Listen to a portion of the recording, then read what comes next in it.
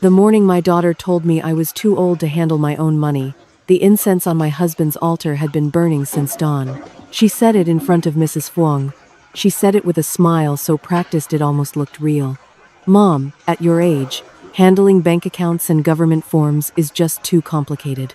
Linda set her teacup down on my table, the table my husband built with his own hands 40 years ago, and folded her hands like a woman delivering good news. We're managing everything for you now. You should be grateful we have time for this. Mrs. Fuang sat very still beside the window. The light caught the steam rising from her cup. I smiled. I said nothing. Linda took my silence as agreement. She always had. That was her first mistake, and her longest-running one. My name is Hazel Vo. I am 68 years old. For 31 years I worked as an X-ray technician at a provincial hospital, reading shadows on film, finding what was hidden inside what looked whole. Fractures that hadn't yet swelled. Masses that hadn't yet ached. I learned early that the most important things are never the things you can see at first glance. You have to hold the image up to the light. You have to know where to look. I retired 6 years ago, 2 months after my husband passed. His name was Min. He was a quiet man who fixed things, clocks, bicycles, the wooden gate that stuck every rainy season. He is on the altar now, his photograph flanked by 2 small ceramic vases I have filled with fresh marigolds every Sunday for 6 years without exception. The incense I burn for him is the thin kind, the kind that leaves a clean white curl of smoke before it disappears. He liked things simple, so do I. After Min died, Linda began visiting more. At first I was glad. She is my only child, and grief has a way of making you reach toward whatever warmth is near. She came with Derek, her husband, who sells cars and speaks in a voice 2 notes louder than necessary. He would sit in Min's chair without asking and call me Mom with an ease that always felt slightly wrong, like a shoe on the wrong foot. But he brought fruit. He fixed the leaking pipe under the kitchen sink. I told myself these were the things that mattered. 2 years ago, Linda came alone. She sat across from me at this same table and spread out a form I had never seen before. Government letterhead, small print. She explained it quickly, the way people explain things they don't want you to examine too closely. It's just an authorization, Mom. So I can call them on your behalf if there's ever a problem. You know how those government phone lines are. You hold for an hour and get nowhere. I had held for an hour before. More than once. I knew exactly how those phone lines were. She slid the form toward me. She had already found the signature line and marked it with a small pencil dot. I signed. I trusted her. She was my daughter. The girl I had carried to the hospital at 2 in the morning when her fever spiked. The girl I had sat beside through every school examination, every heartbreak, every uncertain season of her young life. When you have held someone through the night, you do not imagine they would take something from you while you slept. The months that followed were ordinary on the surface. Linda called every week. Derek came by once a month to check on things, he said. My Social Security payments $1,840 each month. A modest but steady thing I had built my quiet life around stopped appearing in my account the way they always had. When I asked Linda about it, she waved her hand. There's a processing delay, Mom. These things take time. I'm handling it. I waited. The next month, nothing again. I mentioned it a second time. Mom, I told you I'm taking care of it. Please don't stress yourself. There is a particular kind of dismissal that comes wrapped in concern. Linda had perfected it. Her voice would soften at the edges. Her brow would crease just slightly, and suddenly the conversation was no longer about my question but about my age, my worry, my inability to understand how complicated these things were. I learned to stop asking. I used my savings instead. They were not large savings enough for a woman who buys marigolds every Sunday and keeps the electricity bill modest and does not need much. But they were mine. I had earned them across 3 decades of early shifts and late readings, and the particular exhaustion of a job that asks you to find bad news inside living people. I said nothing to Linda about the savings. I said nothing to Mrs. Fuang, not yet. I said nothing to anyone. But I began to pay attention the way I used to pay attention at work, quietly, thoroughly, without announcing what I was looking for. I started keeping every piece of mail that arrived at the house. Not just the obvious things, everything.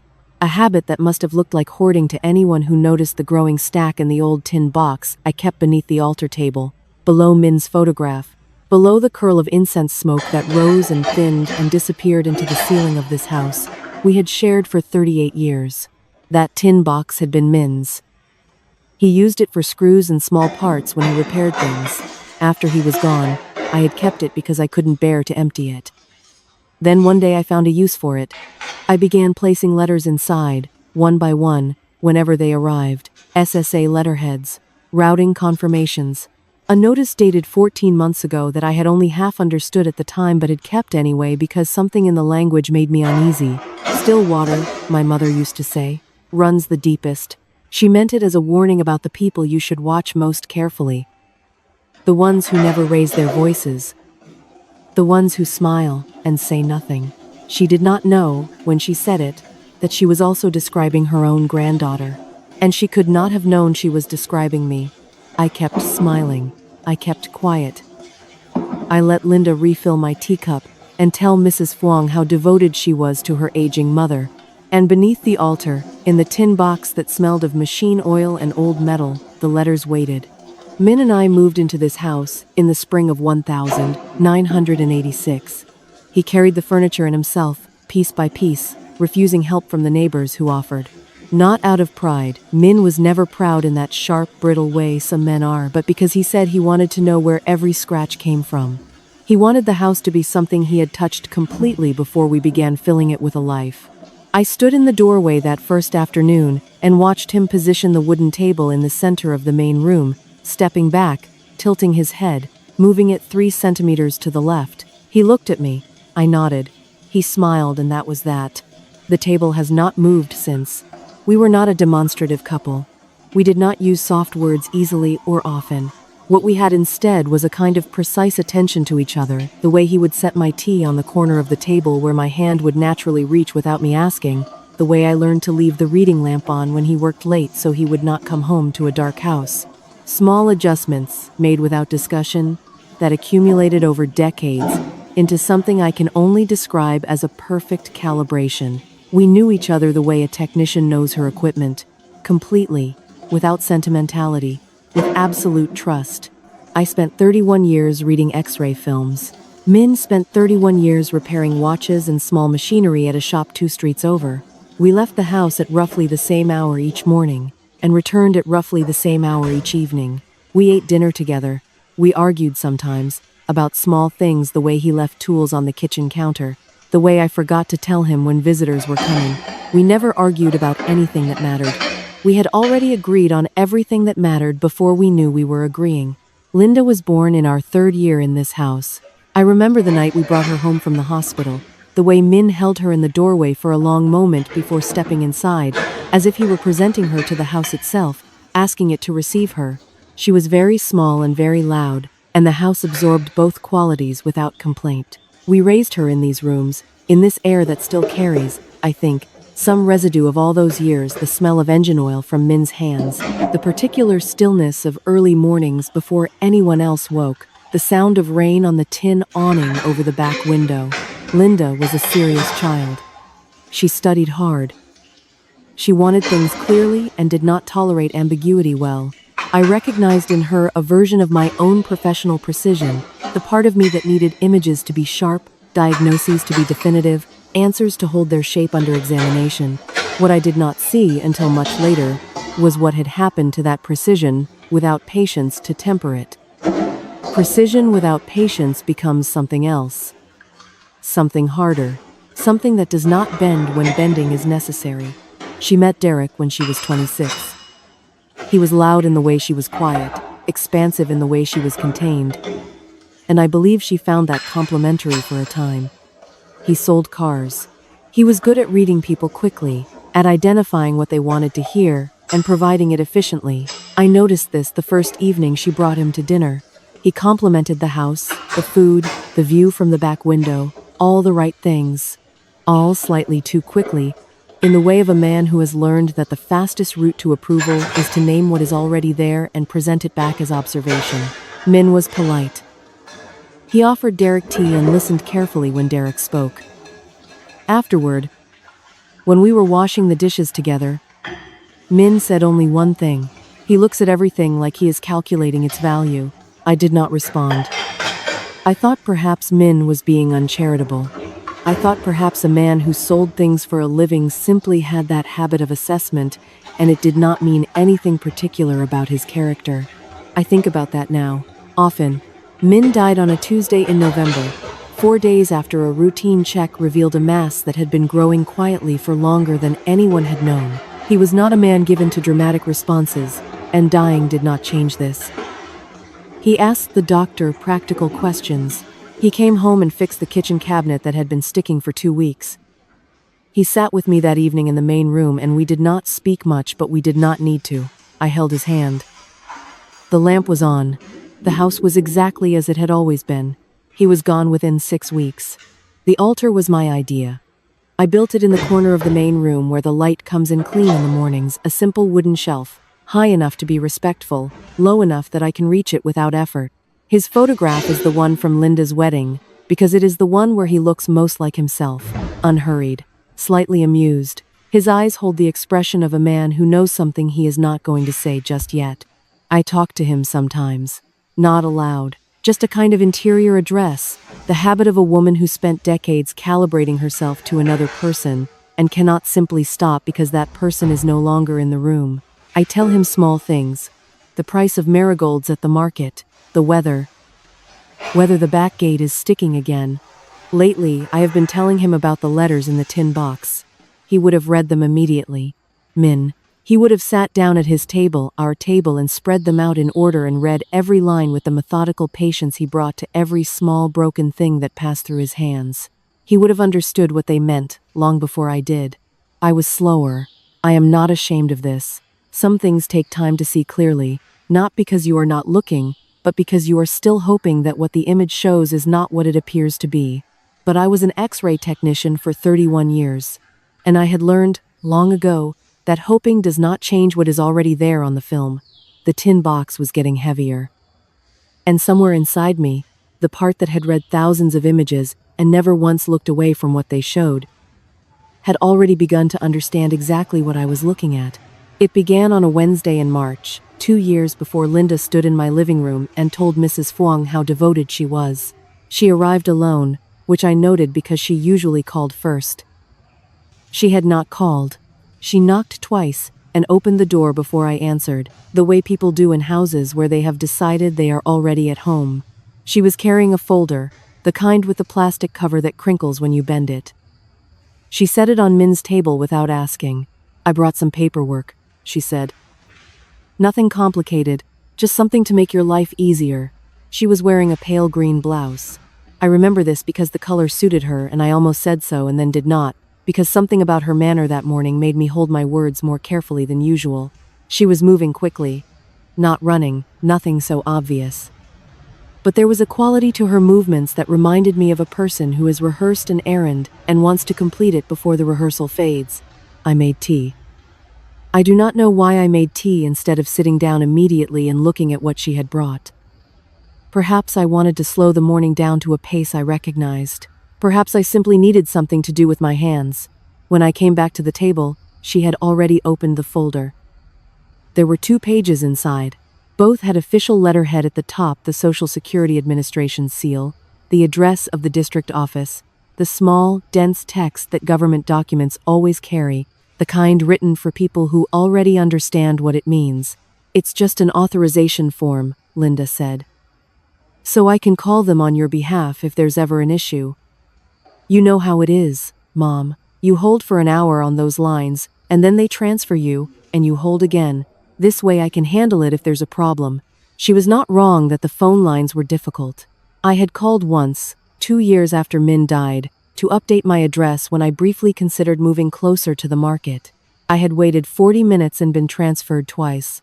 The woman I finally spoke with had a pleasant voice and walked me through everything patiently, but the process had been exhausting in the particular way that bureaucratic exhaustion is not physical, but wearing at something smaller and more specific, some reserve of tolerance you do not realize has limits until it is nearly gone. Linda knew about that call. I had mentioned it to her at the time. I looked at the form. The text was small. There were several sections, each with its own heading.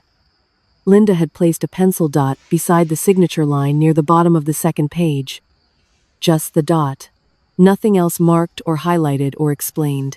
"What are the other sections?" I asked. "Standard language," she said. "Authorization scope, representative information, that kind of thing. It's all routine." I looked at her. She held my gaze with the particular steadiness of a person who has decided that the best defense against scrutiny is to not appear to be defending anything. Her hands were folded on the table. Her expression was patient, slightly gentle, the expression you offer to someone you are being very kind to. I should have read every line.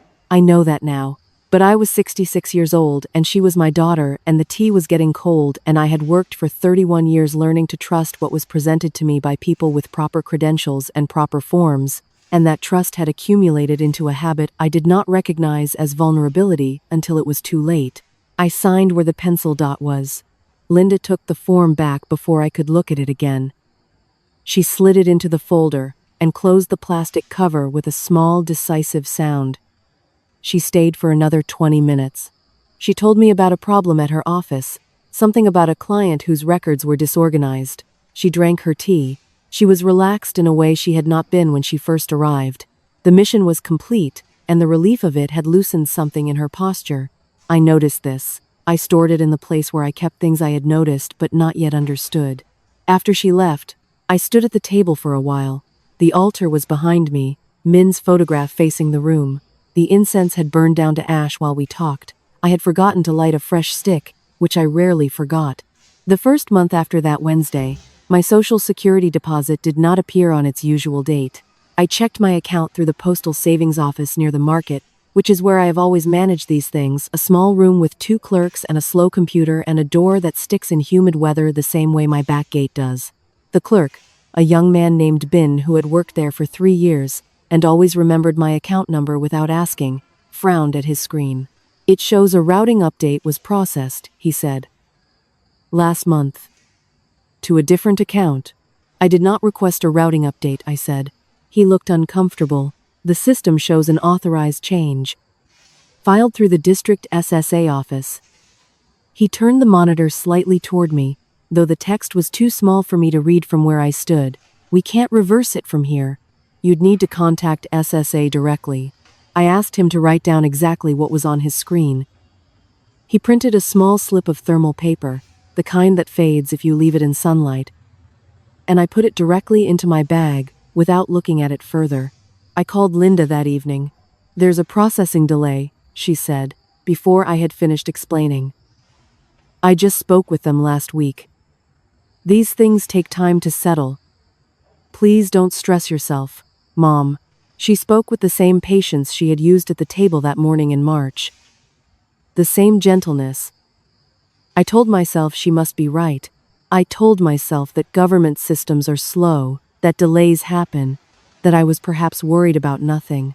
But I had read enough films in my career to know that the first instinct, the one that appears before you have time to rationalize it away, is often the one that is correct. The small thermal slip stayed in my bag. That night, I transferred it to the tin box.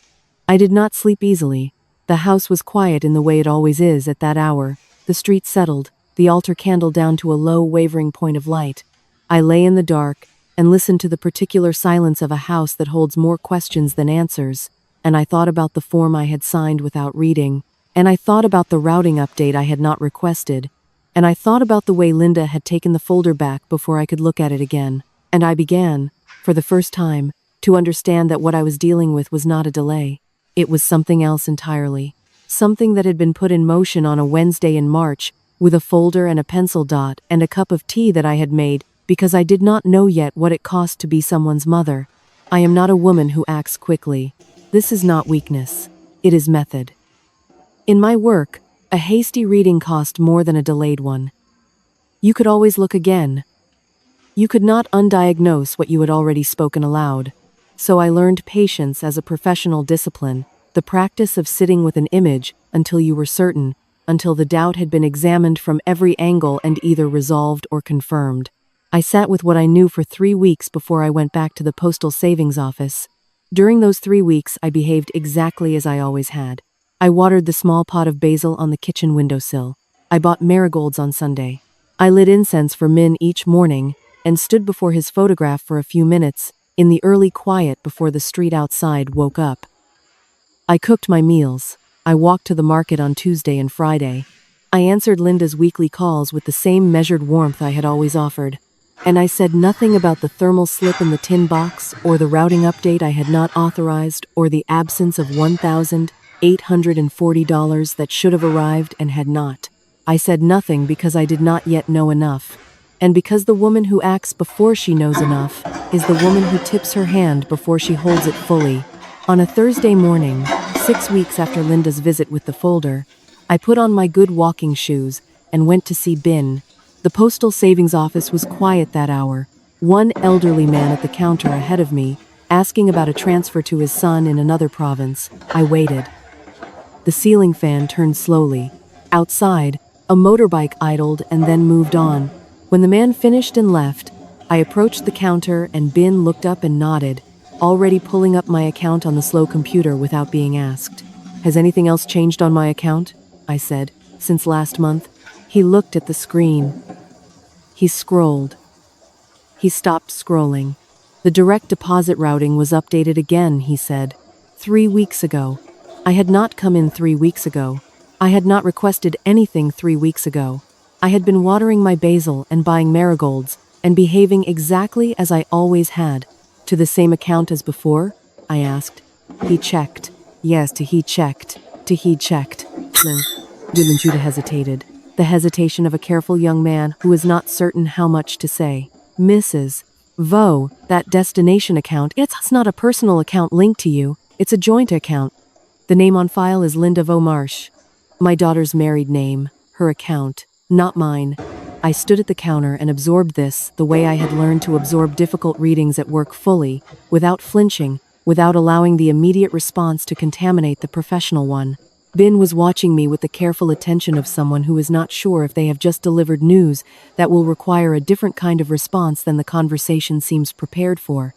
"Can you print me everything?" I said. "Every transaction record, every routing change, every update to this account for the past 24 months. He printed it. Several pages, the thermal paper curling slightly at the edges as it came from the machine. I folded them carefully and put them in my bag beside the first slip, which I had brought with me that morning out of a habit I could not have named but trusted. I walked home slowly. The streets were busy with mid-morning movement vendors arranging produce, children released early from somewhere, a woman hanging laundry from a second-floor window with the practiced efficiency of someone who has done this 10,000 times. I walked through all of it without seeing it properly. My mind was doing what it had always done when presented with an image that required interpretation. Examining, comparing, returning to the details that didn't align. 24 months. The routing update had been filed 24 months ago. Within 6 weeks of the Wednesday Linda came with her folder, which meant the form I had signed, the one she had described as a simple authorization for phone inquiries, had contained language I had not read and she had not explained. Language that redirected where my money went. Language that had been routing $1,840 each month into Linda and Derek's joint account for 2 years. The number settled in my mind with the flat, unemotional clarity of arithmetic. 2 years. 24 months. $44,160. Gone. Not delayed, not processing, gone. I reached my house and locked the door behind me. I stood in the main room for a moment. The altar was quiet, the morning incense long finished, Min's photograph receiving the thin afternoon light that came through the east window at that hour. I looked at him looking at me, that expression, unhurried and slightly amused, and I felt something settle in my chest. Not anger, not yet. Something more focused than anger. The sensation of a diagnosis finally confirmed after weeks of inconclusive readings, the particular cold clarity that comes when the image stops being ambiguous.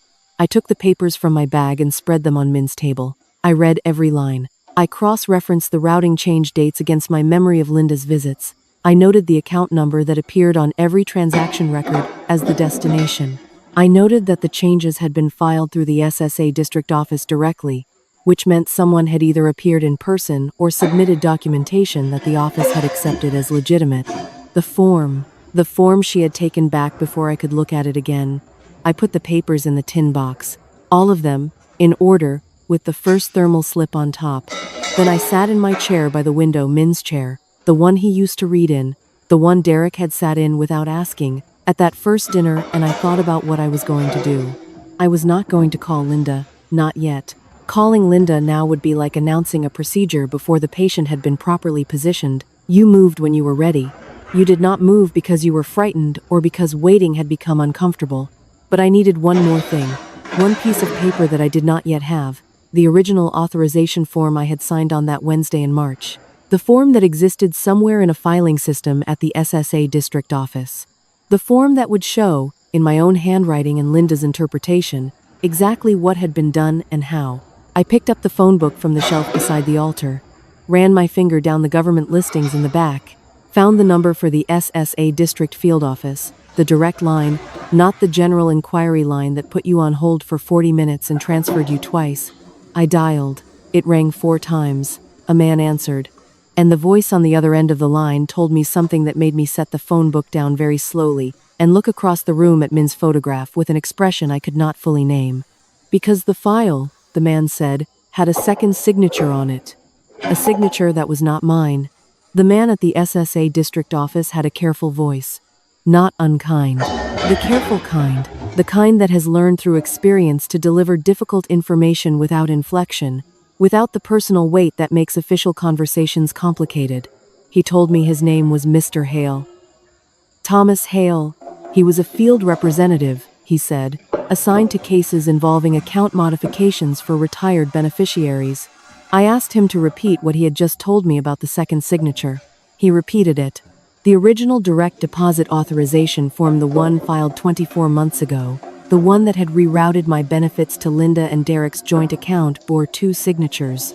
Mine, on the primary authorization line, and a second signature, on a section titled Representative Payee Designation, a section that, if signed and accepted, granted the named representative not merely the right to inquire on a beneficiary's behalf, but the legal authority to receive and manage that beneficiary's payments directly. Linda Vomarsh, signed as Representative Payee, authorized to receive my Social Security benefits on my behalf. I had not signed that section. I had signed where the pencil dot was. The pencil dot had been on the primary authorization line, not the Representative Payee section. The 2 lines were on the same page.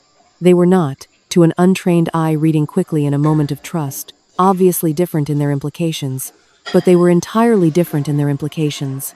One said, "This person may speak to us on your behalf." The other said, "This person may take your money on your behalf." I sat with the phone against my ear and looked at Minja's photograph and did not say anything for a moment. "Mrs. Vo," Mr. Hale said, "are you still there?" "I am here," I said. "I want to understand the second signature. Was it submitted on the same form I signed? Or separately?" A pause. The sound of papers, or perhaps a keyboard. "The form on file shows both signatures on the same document. Your signature on the authorization line, and the Representative Payee designation signed separately below." Another pause. "The handwriting on the second signature is not consistent with the handwriting on the first." Not consistent. I had signed my name the same way for 50 years. Compact. The H slightly larger than the rest. The tail of the last letter pulling slightly left. I had signed forms in hospitals, in government offices, on school documents for Linda when she was young. My signature is as recognizable to me as my own face. Someone had signed the second section. Someone whose handwriting was not consistent with mine. "Mr. Hale," I said, and I was pleased that my voice remained even, "I would like to request a full copy of the original authorization form. The complete document, both pages, as submitted to your office." He told me the process. A formal records request, which could be filed in person or by mail. Given the nature of what I had described, a possible unauthorized signature on a federal benefits document, he used a phrase I noted carefully. He called it a matter that may warrant further review. He said it with the same careful neutrality he had used throughout the call. but I had spent decades reading what was not said as attentively as what was, and what was not said was this. What I was describing had a name, and the name was not a clerical error. I thanked him. I wrote down his direct extension on the inside cover of the phone book, pressing hard so the ink would not fade. I told him I would come to the district office within the week. After I hung up, I sat for a long time. The afternoon light had moved. It no longer came through the east window at the angle that reached Minja's photograph. The room had settled into the dimmer, more even light of mid-afternoon, the kind that makes everything look slightly older than it is. I lit a fresh stick of incense. I watched the smoke rise in a straight, clean line until the air currents in the room found it and bent it sideways. I thought about Linda at the table that March morning, the pale green blouse, the folder with the plastic cover, the way she had found the signature line for me with a pencil dot, precise and helpful, so that I would not need to read the surrounding text to know where to place my name. She had been very careful. I understood that now. Careful about where the dot was placed. Careful about which section she explained and which sections she summarized as standard language. Careful to take the folder back before I could look again. Careful, during every phone call in the months that followed, to keep my questions inside a frame she controlled processing delays, complicated systems, leave it to me. She had known exactly what she was doing. The incense had burned a quarter of the way down. I looked at the tin box sitting on the shelf below Min's photograph. The papers inside it, the thermal slips, the transaction records, every document Bin had printed now needed one more addition. The original form, the form with 2 signatures, only one of them mine. I would get it. I had already decided that. But as I sat in the cooling afternoon light and turned the information over the way I had turned difficult films, examining each edge, I became aware of something I had not yet fully considered. Linda had spent 2 years redirecting my Social Security payments. $44,000. That was not a small amount. That was not the action of someone who needed a short-term solution to a temporary problem. That was a sustained, deliberate operation, requiring regular management of an account, regular access to funds, regular maintenance of the fiction that everything was normal, and I was simply too old to notice. 2 years, 24 payments, every one of them gone. And Derek's name was on that joint account. Derek, who looked at everything like he was calculating its value. Derek, who had sat in Min's chair on his first visit and never once asked permission. I thought about what 2 people needed $44,000 for. I thought about the new car I had seen parked outside Linda's house during my last visit 6 months ago. I thought about the vacation photographs she had shown me on her telephone somewhere with blue water and white buildings, somewhere that required a flight. I thought about the credit card statements she had once mentioned casually, dismissively, the way people mention things they want to seem unbothered by. I thought about the fact that $44,000 was a great deal of money, and then I thought about the fact that it was, at the same time, not quite enough. Not enough for what Linda and Derek spent. Not enough to explain 2 years of that lifestyle. Not enough to account for what I suspected, now, was a larger architecture than I had yet seen the full shape of. There was more. I did not know what it was yet.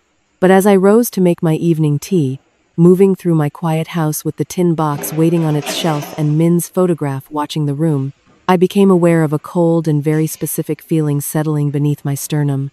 The feeling of a woman who has found the first fracture on the film and knows, from 31 years of experience, that where there is one fracture, there is almost always another. I had not yet asked Derek what his name was doing in the records of my house. I did not go to the SSA district office immediately. I waited 4 more days. Not because I was uncertain, but because I needed to think about what I was walking into before I walked into it. A woman who enters a room without knowing its dimensions is a woman who may not find the door again. I had learned this in a different context. The radiology department had its protocols for a reason, and the reason was always the same. Preparation is not delay, it is the condition that makes action useful. On the first of those 4 days, I visited Mrs. Fuang.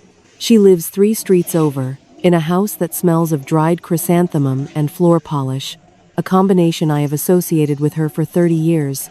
We met when our children were small, when Linda and her son Thane attended the same primary school, and we stood at the same gate waiting for them each afternoon. We are not women who speak easily about private matters.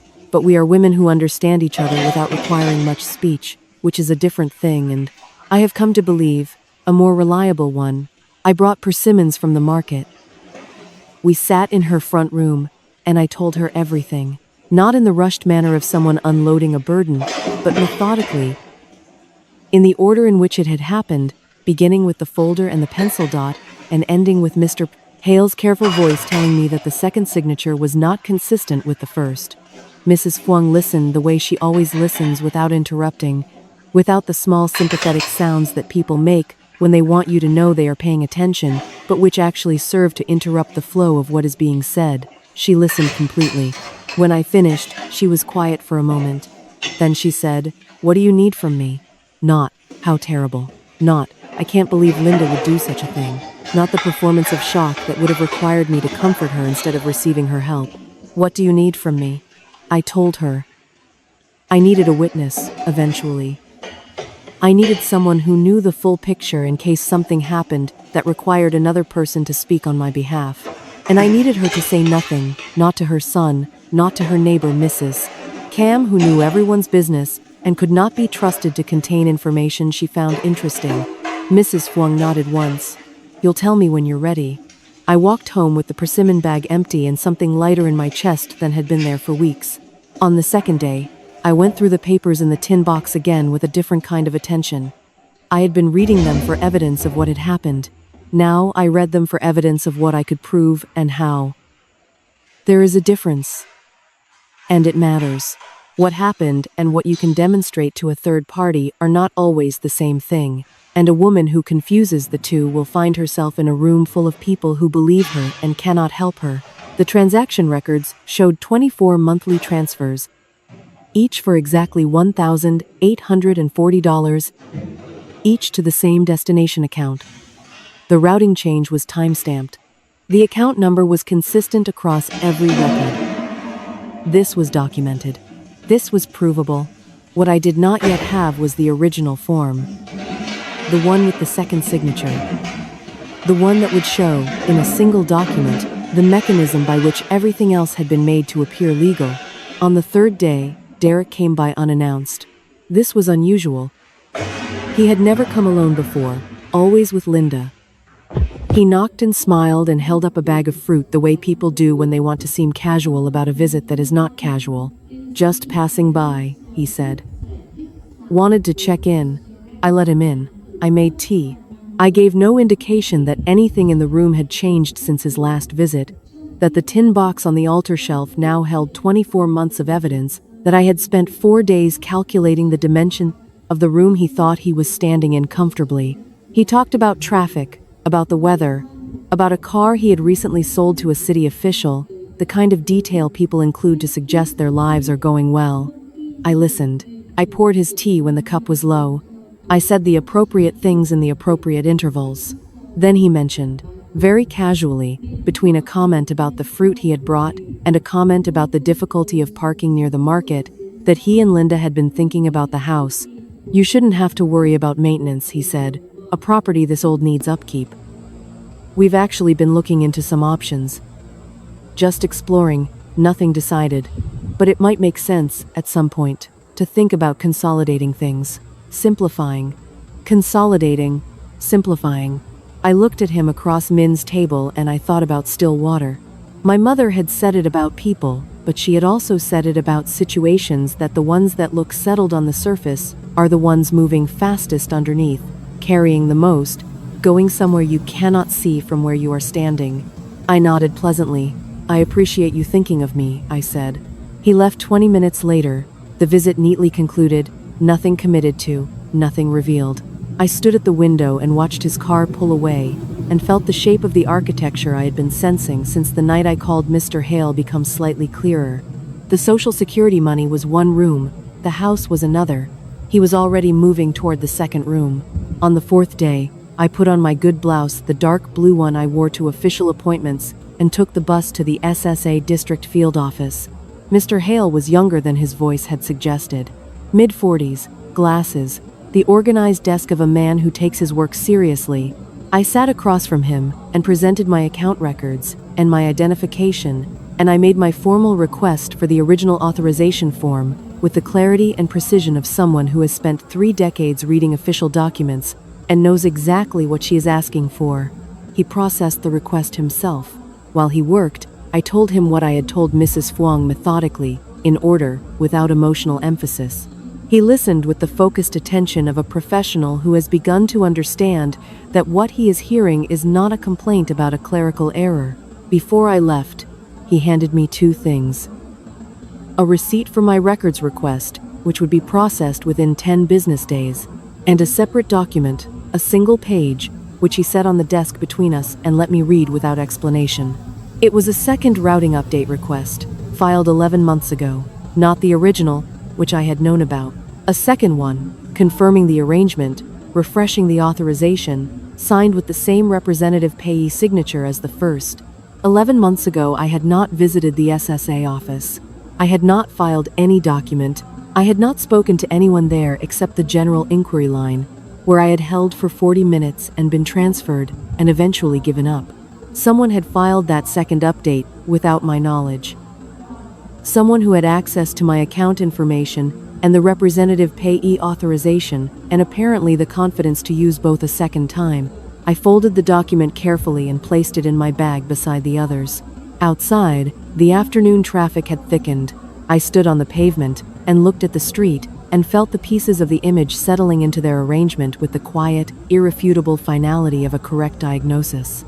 2 forgeries, 2 unauthorized filings, 24 months of redirected payments.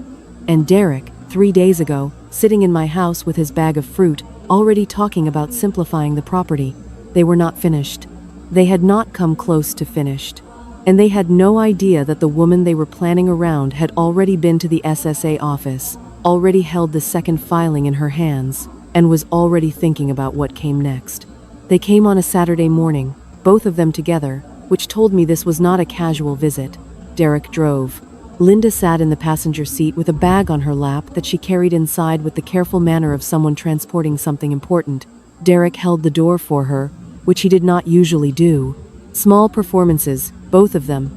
The kind people put on when they want an encounter to appear relaxed and are not relaxed at all. I had been awake since before dawn. The incense was already lit.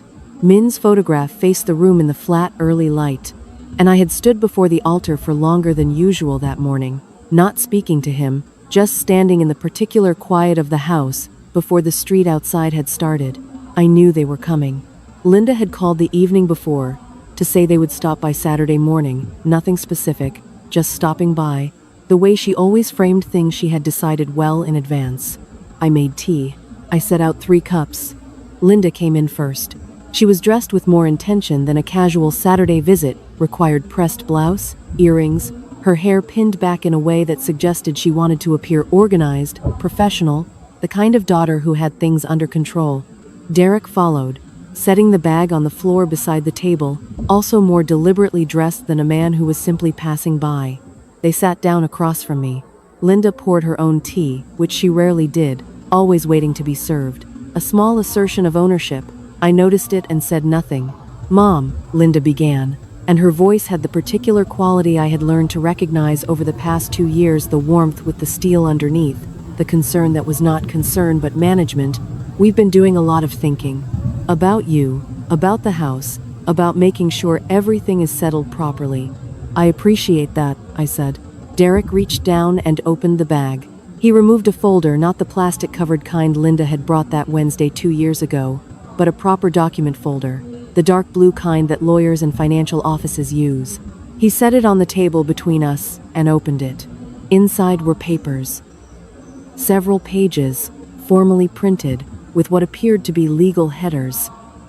I did not reach for them immediately. I looked at Derek's face instead. He had the expression of a man who has arrived at a destination he has been planning toward for a long time and is allowing himself, carefully, to show it. "We've drawn up a property management authorization," Linda said.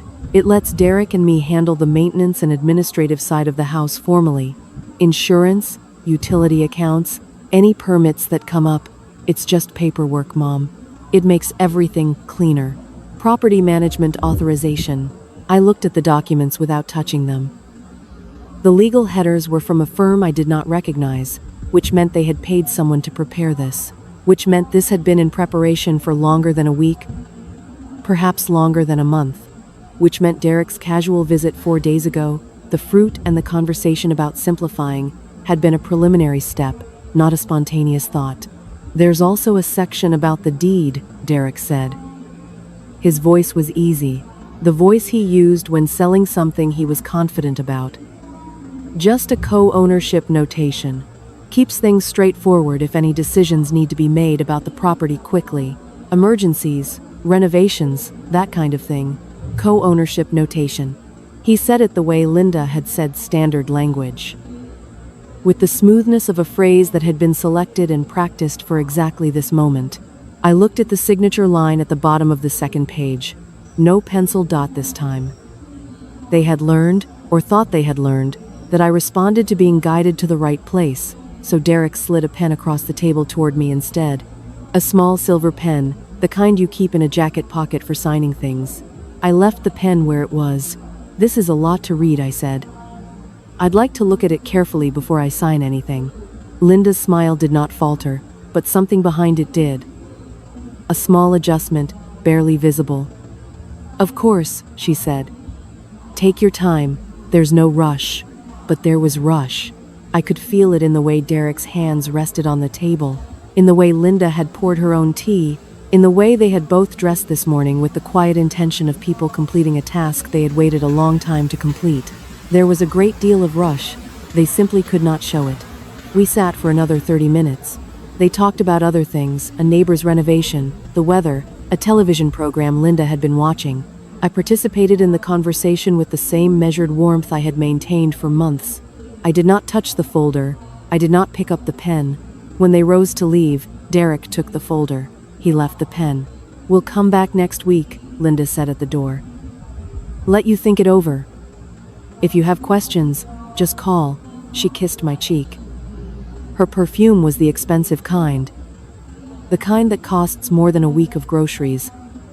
I had noticed it the last several visits. New, compared to what she had worn for most of her life. Purchased, I understood now, with money that had come from the account where my benefits had been deposited for 24 months. I stood at the door and watched their car pull away. Derek drove without hurrying, which was the most deliberate thing he had done all morning. A man who has won does not hurry. He believed he had won. I went back inside and looked at the silver pen on my table. Such a small thing to leave behind. An accident, or a reminder, or both. I picked it up and set it on the altar shelf beside the tin box, where it looked exactly like what it was, a tool that had been brought to extract something from me and had been returned empty. My telephone was on the side table by my chair. I looked at it for a moment. The records request I had filed at the SSA district office was still processing. Mr. Hale had said 10 business days.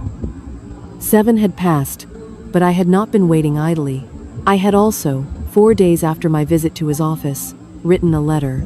A careful letter, 2 pages, handwritten on the good paper I kept in my desk for important correspondence, in the clear, deliberate script I had developed over decades of documenting medical readings. I had described every transaction I had found in the records. I had described the second filing I had not authorized. I had described the representative payee designation I had not knowingly signed. I had included the account numbers, the dates, the amounts. I had addressed it to the SSA Elder Financial Exploitation Review Unit, whose address Mr. Hale had given me before I left his office, writing it himself in a clean hand on the back of his business card. I had mailed it on a Tuesday morning, using the post office near the market, with a tracking slip that I had placed in the tin box. Linda and Derek did not know about the letter. They did not know about Mr. Hale. They did not know about the records I had collected, the papers in the tin box, the conversation with Mrs. Huang, or the fact that I had spent 3 weeks preparing before I did anything at all. They knew only what they had always known about me. That I was 68 years old. That I lived alone. That I had signed a form 2 years ago without reading it carefully enough. They thought that was the whole of me. Standing in my quiet house with the silver pen on the altar shelf and the tin box beside Min's photograph, I understood that they had never once considered the possibility that the woman who signed without reading had spent 31 years learning to read what no one else could see. They had looked at me and seen only what they needed me to be. They had not looked carefully enough. And the letter was already in the postal system, moving toward a desk in an office whose address Linda did not have, carrying information that would not wait for next Saturday's visit or the week after that, or whatever deadline they had been quietly working toward. The morning had turned warm. Outside, the street moved through its ordinary Saturday rhythms. Inside, I sat at Min's table and rested my hands flat on the wood and breathed. I had one more thing to do before they came back. And it needed to be done before they realized I had not simply been thinking it over. The envelope from the SSA district office arrived on a Thursday. It was thinner than I expected. A standard manila envelope, my name and address printed on a label, the SSA seal in the upper left corner. The postal carrier left it with the woman next door, because I had been at the market, and she brought it over herself with the careful manner of someone who has understood, without being told, that the thing she is carrying matters. I thanked her. I closed the door. I stood in the main room and held the envelope for a moment without opening it. The incense was burning. The smoke went up straight in the still morning air. Min's photograph was in its place, receiving the light. The tin box sat on the shelf below him, holding everything I had collected over the past weeks, the thermal slips, the transaction records, the tracking receipt from the letter I had mailed, the second routing update that had been filed 11 months ago without my knowledge. I set the envelope on the table. I went to the kitchen and washed my hands. Not because they were dirty, but because I needed 60 seconds of ordinary action before I did the thing I had been waiting to do. I came back to the table. I sat down. I opened the envelope. Inside were 3 pages. A cover letter from Mr. Hale on SSA letterhead, brief and professional, explaining that the enclosed document was the original authorization form as requested, provided pursuant to my formal records inquiry. 2 pages of the original form itself, photocopied. The copy quality clean enough that every mark on the original was legible. I looked at my signature first. Bottom of page 2, primary authorization line. My handwriting, unmistakably. The compact H, the tail of the last letter pulling slightly left. Exactly as I had written it on that Wednesday morning 2 years ago. Then I looked at the representative payee designation section, also on page 2, 4 lines below my signature, a separate signature, in a different hand. I looked at it for a long time. I knew that handwriting. I had seen it on birthday cards for 30 years, on school permission slips when I had co-signed documents for Linda's field trips because her own signature as a student was not sufficient. On the back of photographs she had labeled for me over the years, writing the date and location in her small, slightly forward-leaning hand. Linda's handwriting, her signature, on a line I had not signed, authorizing herself to receive my benefits. I had known, intellectually, since Mr. Hale's phone call, that the second signature was not mine. I had known it was Linda's. I had carried that knowledge for weeks like a stone in my chest, heavy but still somehow abstract, still 1 degree removed from fully real because I had not yet seen it with my own eyes. Now I had seen it. I set the page down on the table. I looked at Min's photograph. I did not speak to him, even in the interior way I usually addressed him. There was nothing to say that the silence in the room did not already contain. My daughter had sat across from me at this table. She had brought a folder and a pencil dot. She had explained one section and summarized the rest as standard language. She had watched me sign my name, and then, at some point after that in her car, or at her house, or in some ordinary room while Derek sat nearby, she had signed her own name to a line that gave her the legal authority to take money that was mine, every month for 24 months. Not once had she hesitated. Not once, during any of her weekly calls, during any of her visits, during any of the moments she refilled my tea and told me about the processing delays and asked about my health with the measured warmth of a devoted daughter, not once had she shown the smallest evidence of doubt. $44,160 gone into the account she shared with Derek, who had sat in Min's chair on his first visit and calculated the value of everything he saw. I turned to the cover letter again. Mr. Hale had written a brief additional paragraph at the bottom, below the formal language of the record's response. He wrote that upon review of the documents I had submitted in my letter to the Elder Financial Exploitation Unit, combined with the information revealed in the original authorization form, the case had been formally opened for investigation. He wrote that an SSA field representative himself, as it happened, would be in contact to arrange a home visit at my convenience. He wrote that I should not alert the named representative payee to the status of the investigation. He did not need to tell me that. I had not told Linda anything for weeks. I read the letter a second time. Then I folded all 3 pages together carefully and placed them in the tin box on top of everything else, so that they were the first thing visible when the lid was opened. I put the lid on. I set the box down. Then, I sat at Min's table and allowed myself, for the first time since this had begun, to feel the full weight of what had been done to me. Not the legal weight, not the financial calculation, but the other thing. The thing that had been sitting beneath all the methodical gathering of evidence, beneath the careful patience, beneath the professional discipline of a woman who reads images before she speaks. She was my daughter. I had carried her at 2 in the morning when her fever spiked. I had sat beside her through every uncertain season of her young life. I had signed that form on that Wednesday because she was in front of me with her folder and her pencil dot and 40 years of being my child. And I had not once, in those 40 years, needed to read what she handed me with anything other than trust. She had known that. She had used it. She had brought the folder to this table, to this house, to this room where Min's photograph watched from the altar, and she had used 40 years of my trust as a mechanism. I sat with that for a long time. The incense burned down and the smoke thinned, and the morning moved through its ordinary progressions outside the window while I sat still in the center of it. I did not cry. I do not say this as a point of pride. I say it because what I felt was beyond the particular relief of tears, past the place where crying would have addressed it.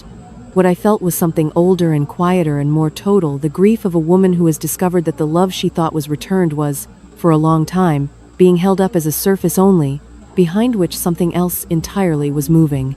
After a while I stood. I went to the kitchen. I rinsed the morning's teacups and set them to dry. I watered the basil on the windowsill. I performed these small ordinary acts with the care I always gave them. Then I went back to the main room, and I called Mrs. Fuang. "I have what I need," I said. She was quiet for a moment. "When?" "Soon," I said. "I'm waiting for one more thing." I looked at the tin box on the altar shelf. 24 months of evidence, the original form on top, Mr. Hale's letter folded with it. Everything documented. Everything provable. Everything waiting. And beneath the grief, so far beneath it that it barely had a name yet, something else was beginning to form. Something I recognized from the end of a long diagnostic process, when the image had finally given up its full truth, and you understood at last exactly what you were dealing with. The quiet, precise readiness of a woman who knows what comes next. I have always believed that preparation is a form of respect. Respect for the difficulty of what you are about to do. Respect for the people who will be affected by it. Respect for yourself, for the seriousness of the action you are choosing to take. When I prepared a patient for imaging, I did not rush. I explained the procedure. I checked the equipment twice. I made certain that when the moment came, everything that could be controlled had been controlled, and what remained was simply the truth of what the image showed. I spent the 5 days after the envelope arrived preparing in the same way. The first thing I did was organize the tin box.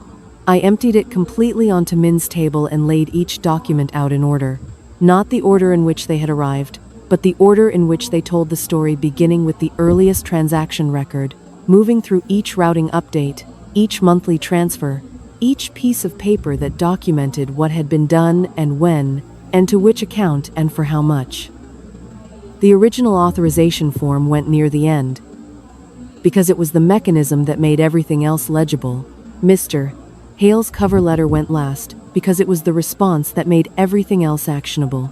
I numbered each page lightly in pencil in the upper right corner. Then I made 2 copies at the copy shop near the market, the one run by a young woman named Hoa, who had been making copies for the neighborhood for 15 years, and understood that not everything brought to her needed to be commented upon. Hoa made the copies without asking about their contents, and charged me the standard rate and wished me a good afternoon. I kept the original set in the tin box. I placed 1 copy in an envelope addressed to Mrs. Fuang, sealed it, and walked it to her house myself. handing it to her at the door, with the instruction that she was not to open it, unless I asked her to, or unless something prevented me from asking. She took it with both hands and said she understood. I placed the second copy in the inside pocket of my good bag, the dark leather one I used for official appointments, where it would be with me when I needed it. The second thing I did was call Mr. Hale. He answered on the second ring. The investigation was proceeding, he said. The documents I had mailed had been reviewed. The original authorization form had been flagged. He had consulted with his supervisor, and they were prepared to send a field representative himself to conduct a formal interview and review the original documents in person. He asked when would be convenient. I told him Saturday morning. The following Saturday, the one after the day Linda had said they would come back, he confirmed the time. I did not tell him that Linda and Derek would also be coming that Saturday. I did not need to. What I needed was for Mr. Hale to be present when they arrived, sitting in a room they thought they had arranged, carrying documentation they did not know existed, representing an investigation they had no idea had been opened. I asked him one question before we finished. I asked whether, in cases like the one I was describing, there was any possibility that the representative payee designation could be reversed and the redirected payments recovered. He said that in cases where unauthorized signature was substantiated, recovery of misdirected benefits was standard procedure. He said this without drama, in the same careful voice he used for everything, but the words settled into me with the weight of something I had been needing to hear said plainly by someone with the authority to say it. I thanked him and wrote his arrival time in my address book in the entry under H, between a hardware supplier Min had used and the hospital where I had worked for 31 years. The third thing I did was clean the house. Not because it was dirty, the house was always clean. I cleaned it because the act of cleaning is a way of taking full possession of a space, of moving through every room with intention and attention, of knowing exactly what you are standing inside when the moment arrives. I washed the floors. I wiped down the altar shelf and replaced the marigolds with fresh ones. I polished the wooden table, Min's table, until the grain showed clearly in the afternoon light. I washed and pressed my dark blue blouse, the official one. I cleaned my good shoes and set them by the door. On the fourth day, Linda called.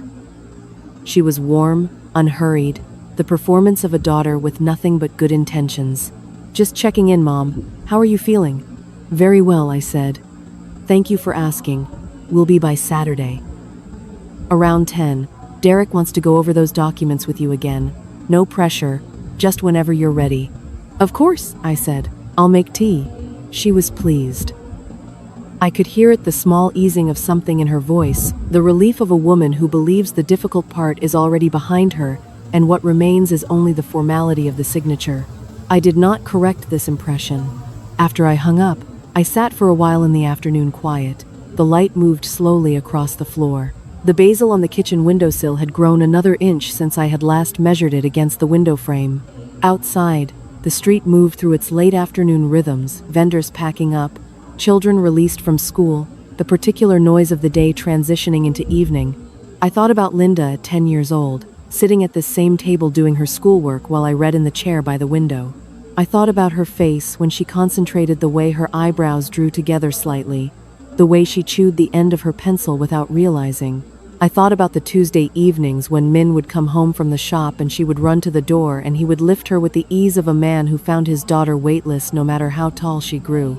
These memories did not weaken my resolve. I want to be precise about that. They existed alongside the resolve, not in opposition to it. A person can grieve something and still act clearly. A person can love someone and still require the truth.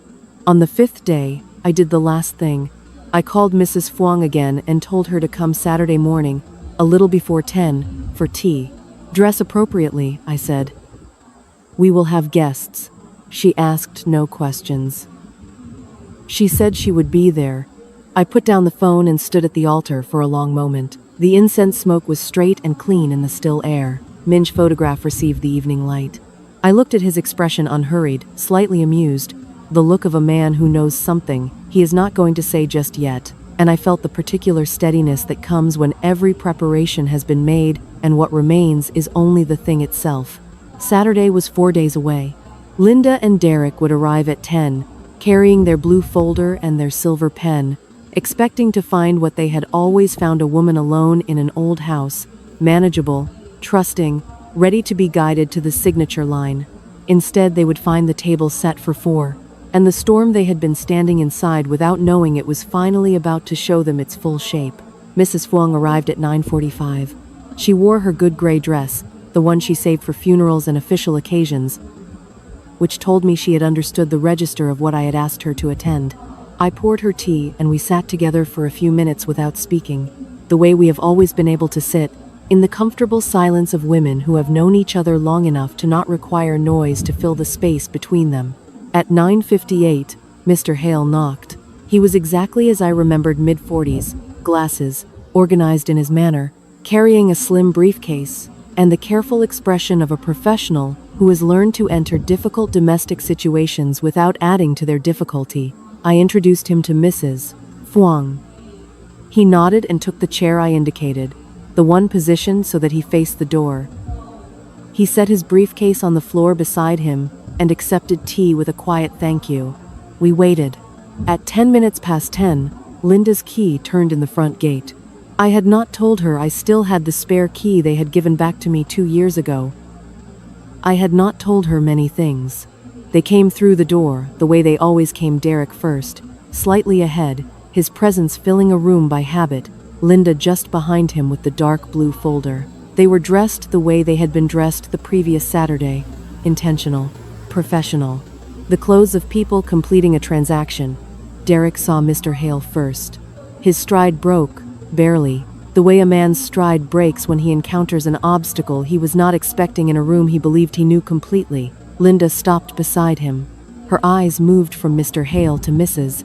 Fuang to me, and I watched her do the rapid calculation that people do when they understand that the room they have walked into is not the room they thought they were entering. "Mom," she said, "I didn't know you had company." "Sit down, Linda," I said. "Both of you." It was the first time in 2 years that I had given her a direction without softening it with please or a question. The difference was small. It was not small. They sat. Derek kept his hand on the folder. Linda set her bag on the floor with a precision that suggested she was using the small action to compose herself. "This is Mr. Thomas Hale," I said. "He is a field representative from the Social Security Administration. And you know Mrs. Fuang." I paused. "Mrs. Fuang is here as a witness." The word witness landed in the room the way a dropped instrument lands in a quiet hospital, not loudly, but with a clarity that could not be mistaken for anything other than what it was. Derek's jaw tightened. Linda's hands, folded on the table, folded more tightly. "Mom, what is this about?" Linda's voice was still controlled, still the managed warmth, still the tone she used when she wanted to suggest that whatever was happening could be corrected if I would simply allow her to correct it. I reached to the center of the table and lifted the tin box. I removed the documents and laid them out in order, the way I had arranged them 5 days ago. Each page placed flat, each one numbered in the upper corner, each one exactly where I needed it to be. 2 years ago, I said, you brought a folder to this table. You told me the form inside was a simple authorization. You marked the signature line for me, and you explained the form in terms that did not include what the form actually did. Linda opened her mouth. I continued. After I signed, you signed a second line. The representative payee designation. A line that gave you legal authority to receive my Social Security benefits directly. I placed the photocopy of the original authorization form in the center of the table, turned so it faced her. That is your signature, on that line. Which I did not sign and was not informed of, Derek said. This is a misunderstanding. Mr. Hale, I said. Mr. Hale opened his briefcase and removed a folder of his own. The SSA has conducted a preliminary review of the account in question, he said, in his careful, uninflected voice. The representative payee designation filed 24 months ago has been flagged for irregularities. A second routing update, filed 11 months ago, has also been flagged. Both filings are currently under formal investigation for potential elder financial exploitation under federal statute. He placed his own documents on the table beside mine. 24 months of payment records, printed on SSA letterhead. each line showing the transfer amount, the date, and the destination account. Linda Vo Marsh, Derek Marsh, $44,160, documented line by line. Linda's composure did not break all at once. It left her the way the light leaves a room when the sun moves gradually. Then, completely. "We were helping you," she said. Her voice had changed. The warmth was gone. What was underneath was something rawer and less practiced. "You can't manage these things on your own." "You're not, it was for your benefit." "At your age," I said quietly, "handling bank accounts and government forms is just too complicated." She stopped. I let the silence hold for a moment, long enough for her to recognize her own words, returned to her without anger, without emphasis, in the same conversational tone she had used when she said them in front of Mrs. Fuang 2 months ago. Long enough for her to understand that I had remembered every word and had been remembering it since the morning she said it. "You said that to me," I continued, "in front of Mrs. Fuang, in this room, with that same careful voice you use when you want something to sound like concern. You told me I should be grateful that you were managing everything." I looked at her, not with anger, with the precise, level attention of a woman who has spent 31 years looking at difficult things without looking away. I was not grateful. I was paying attention. Derek pushed back from the table slightly. A physical retreat, even seated. "Whatever the documents show, there are explanations." "The documents show $44,000, I said. "They show 2 signatures on a form where only one was authorized.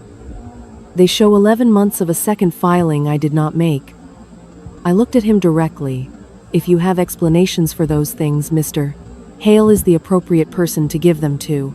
Derek looked at Mr. Hale. Mr. Hale looked back at him with the neutral patience of a man who has heard explanations before and is prepared to hear more. Linda had stopped speaking. She was looking at the documents on the table, her signature, the payment records, the SSA letterhead with the expression of a person watching something they built collapse from the inside, unable to identify a single point at which they could have intervened. Mrs. Fuang sat in her chair by the window and said nothing. She did not need to say anything. Her presence was the statement. A woman who had known me for 30 years, who had been told the full account of what had been done, sitting quietly in the morning light as witness to the moment the account was settled.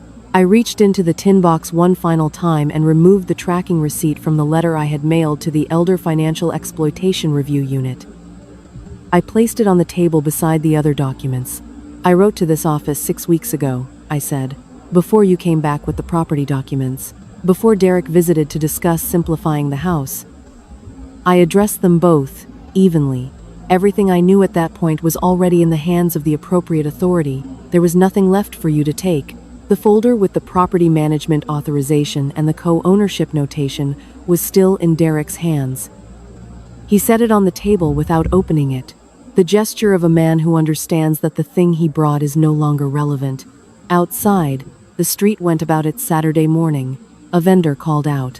A motorbike passed. The ordinary world continued in its ordinary way, indifferent to what was happening in this room. I looked at my daughter across Min's table, in this house where she had grown up, in the light that had always been the same light, and I waited for her to say something that was true. She said nothing. For the first time in 2 years, we were finally in agreement. Derek spoke first. This did not surprise me. Derek was a man who sold things for a living, which meant he was a man who believed that the right words, arranged quickly enough, could reshape any situation. He had walked into rooms where people did not want what he was offering, and walked out with signed contracts. He believed in the power of reframing. He believed that the person who controlled the language controlled the outcome. He did not know that I had spent 31 years in a profession where the image was the final authority, and no amount of language changed what the image showed. "Mr. Hale," he said, leaning forward with the particular posture of a man presenting his most reasonable self, "I think there's been a significant misunderstanding here. Linda and I have been managing her mother's affairs out of genuine concern. Mrs. She's been struggling since her husband passed. We were trying to help." Mr. Hale wrote something in his notebook. He did not look up while Derek spoke. "The account arrangement was something we all discussed together," Derek continued. "Mrs. Vo agreed to have the payments consolidated for easier management. It was a family decision." I said nothing. I looked at Linda. She was looking at Derek with an expression I had not seen on her face before. A careful, measuring look. The look of a person calculating not what is true but what is survivable. She was listening to what he was saying, and she was deciding something. "Linda," Derek said, turning to her with the smooth pivot of a man who understands he needs corroboration. "Tell him. We talked about this with your mother. She understood what we were setting up." Linda looked at him for a moment longer. Then she looked at the documents on the table. Her signature on the representative payee line. 24 months of transfers. Mr. Hale's folder, open, with the SSA investigation designation visible on the header of the first page. Then she looked at me. I did not offer her anything with my expression. Not forgiveness, not accusation, not the performed hurt that would have given her something to respond to.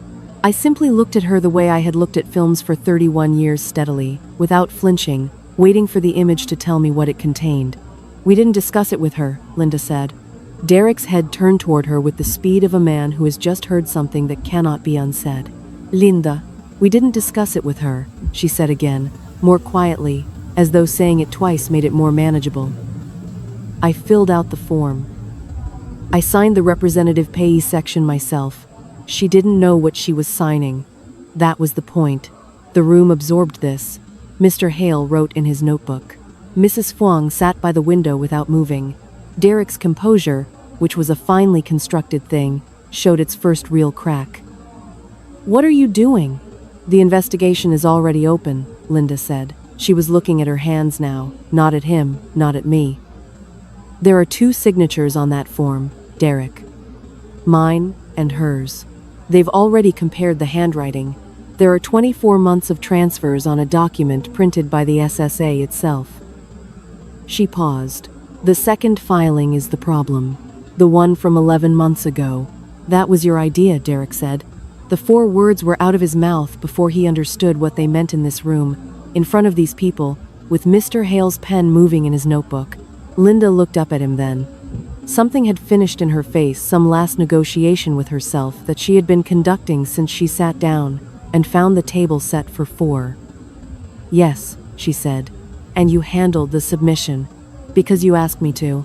"I know. You can't, Linda. You're not going to." "Derek." Her voice was very even. "There are federal documents on this table. There is an SSA investigator in this room. There is a witness."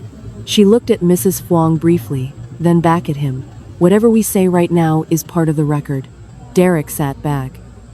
He looked at Mr. Hale, who was still writing, whose expression had not changed, who was performing his function with the steady patience of a man who had seen this particular moment before, the moment when 2 people who have coordinated a deception discover that the structure of the deception only holds as long as they both hold it, and one of them has decided to put it down.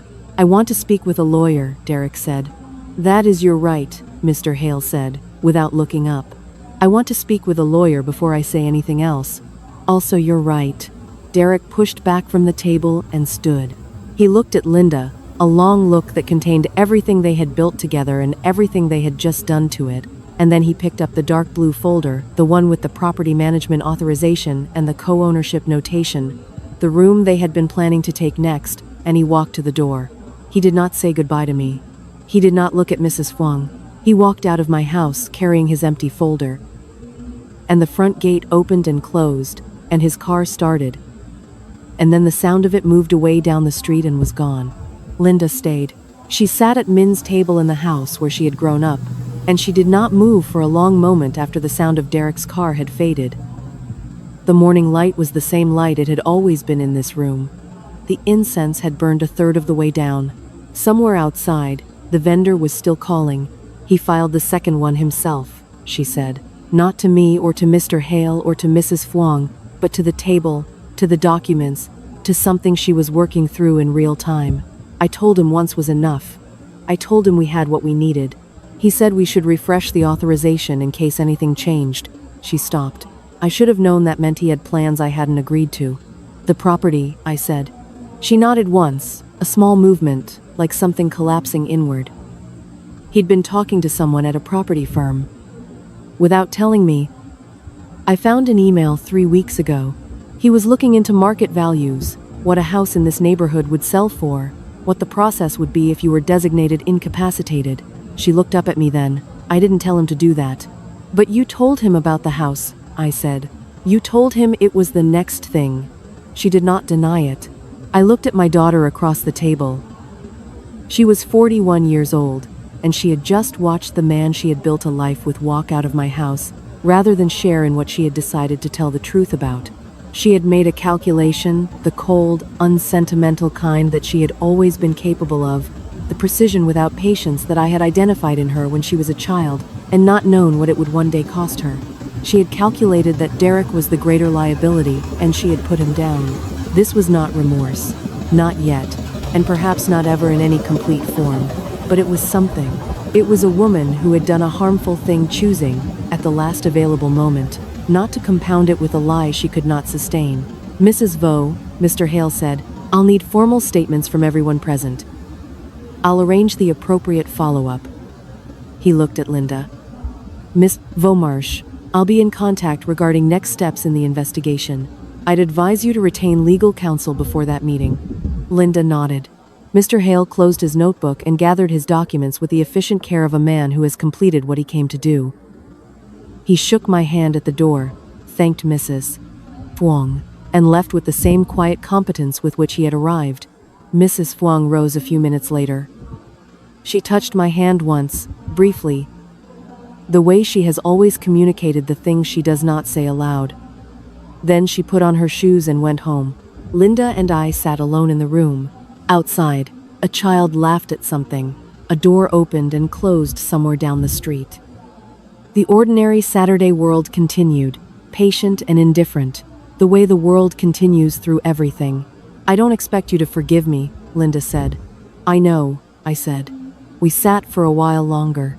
The incense finished, and the thin line of smoke dissolved into the air of the room, into the house, into everything the house had held and continued to hold regardless of what happened inside it. Then Linda picked up her bag and stood. And for the first time in 2 years, she left without telling me what she would be doing for me next. The SSA processed the recovery over 11 weeks. I know this because I counted. Not out of impatience, I am not an impatient woman, but because counting is a way of staying present to something, of not allowing the important things to become abstract while you wait for them to resolve. $44,160, 11 weeks. Each week a small progression, a letter from Mr. Hale's office, a confirmation, a form returned with a new stamp on it. The machinery of official remedy is slow, and it does not apologize for being slow, but it moves, and it moved, and one Thursday morning a notification arrived from my bank showing a deposit that restored what had been taken. I stood at the postal savings office counter with Bin and watched him pull up my account on his slow computer. He looked at the balance. He looked at me. He did not say anything, because he is a careful young man who understands that some moments do not require commentary. I thanked him and walked home. The marigolds on the altar were fresh. I had bought them that Sunday, as I always did. The same vendor at the same stall, the same quiet transaction that had anchored the beginning of my weeks for 6 years. I changed the water in the ceramic vases and arranged the flowers the way Min had always liked them, not symmetrically, but with one stem slightly higher than the others, because he said perfect symmetry looked like it was trying too hard. I lit the incense and stood before his photograph for a long time. I did not tell him about the money, exactly. What I told him was that the house was still standing, that the table was still in the center of the room, exactly where he had placed it, that the tin box was now empty. I had delivered the documents to Mr. P.A. Hale's office in their ordered, numbered state, and he had signed a receipt for them and told me I had done everything correctly, which is the only professional assessment I had ever particularly needed. I told Min that the basil on the kitchen windowsill had grown tall enough to need trimming, and that I had trimmed it that morning, and that the kitchen smelled the way it always did when I cooked, and that this seemed to me the most accurate summary of what had been preserved. Derek was facing a federal investigation. Mr. Hale had been precise about this without being theatrical. The second filing, the unauthorized one, the one Derek had submitted himself 11 months ago, constituted a separate federal offense beyond the original misuse of the representative payee designation. His lawyer was involved. The process would take time. I did not follow it closely. That part of the story belonged to a different office, a different set of documents, a different kind of reckoning. Mine was finished. Linda, I did not speak of to Min that morning. Some things are still being decided, and I do not address Min about undecided things. He was a man who dealt in the specific and the concrete, who repaired things that were in front of him, and did not speculate about things that were not. I am learning, slowly, to apply this same economy to what I cannot yet see clearly. What I could see clearly was this. My daughter had told the truth at the moment it cost her the most to tell it. I did not know what to do with that yet. I was not certain I needed to know yet. Some images require more time than others before their full meaning becomes legible. I had learned this over 31 years, and I applied it now. Mrs. Fuang came for tea that Friday afternoon, the week after the recovery was confirmed. We sat in the front room in the good afternoon light, the kind that comes in low and warm at that hour, and makes the wooden table look the color it was when Min first brought it home. She brought persimmons, the same fruit I had brought to her house at the beginning of all this. I did not mention the symmetry. I thought she noticed it. We talked about her son, who had recently changed positions at his company. We talked about the vendor at the market who had raised his prices again. We talked about the weather, which had been mild and pleasant in the way of the season when it cooperates. We talked about everything except the thing that had happened, because between women who have known each other, as long as we have known each other, some things are understood to have been completed and do not require further language. Before she left, she stood at the door and looked at me for a moment. "You were right to wait," she said. "I waited as long as I needed to," I said. "Not longer." She nodded and went home. I watched her walk down the street with the particular upright manner she has always had. A woman who carries herself as though she has made her decisions and does not find them heavy. I went back inside and sat at Min's table. The tin box was empty and clean. I had washed it after returning from Mr. Hale's office, washed the smell of old paper from it, and returned it to the altar shelf where it had always sat, where it had sat when it held Min's screws and small parts, before I had given it a different use. It was just a box again now. Just a thing he had touched with his careful hands that smelled of metal and time, that I kept because I could not bear to be without the objects that had been present in a life I was still learning to live without its other half. I looked at the box on the shelf, and I thought about what my mother used to say, that still water runs the deepest. She had meant it as a description of people to be cautious of, people whose surfaces gave nothing away. But sitting in the quiet of my house on that ordinary afternoon, I understood it differently than I had before. I understood it as a description of what endures, not the things that make noise, not the things that insist on their own presence, but the things that move quietly and persistently, underneath, unseen, carrying more than anyone watching. The money they had taken from me was returned. The house was mine, had always been mine, would remain mine. The documents were in the hands of the appropriate authority. The table was in the center of the room where Min had put it 38 years ago, and the afternoon light was on it, and the marigolds were fresh, and the basil in the kitchen window had been trimmed that morning, and somewhere down the street a child was doing what children do on mild afternoons, and the ordinary world continued in its ordinary way, patient and complete. I was 68 years old. I had worked for 31 years reading what was hidden inside what looked whole. I had raised a daughter in this house. I had loved a man who fixed things and who was gone now, but whose table I still sat at every morning, whose photograph I addressed in the interior way of a woman who does not believe that love ends because presence does. I had kept a tin box under an altar. I had made copies. I had written a letter on good paper in a clear, deliberate hand and mailed it with a tracking slip on a Tuesday morning. I had waited and watched and moved only when I knew exactly what I was moving toward. I sat in the afternoon light and rested my hands on the wood of Min's table and looked at nothing in particular at the room, at the ordinary beautiful fact of the room, and I thought of my mother's words one final time, with the full and quiet understanding of a woman who has finally learned what they were always meant to teach her. Still water, she had said, runs the deepest, and it had carried everything home. If anyone in your life has ever looked at you and seen only what they needed you to be, too old, too quiet, too easy to manage, know this. Your patience was never weakness. Your silence was never surrender. The ones who underestimated you were never paying close enough attention. If Hazel's story moved you, please give it a like and subscribe so you never miss the next one. These are the stories that don't get told often enough, and we're here to tell them. We'd love to hear from you in the comments. Was there a moment in this story where you knew Hazel had already won? And what did it tell you about the kind of strength that doesn't make any noise?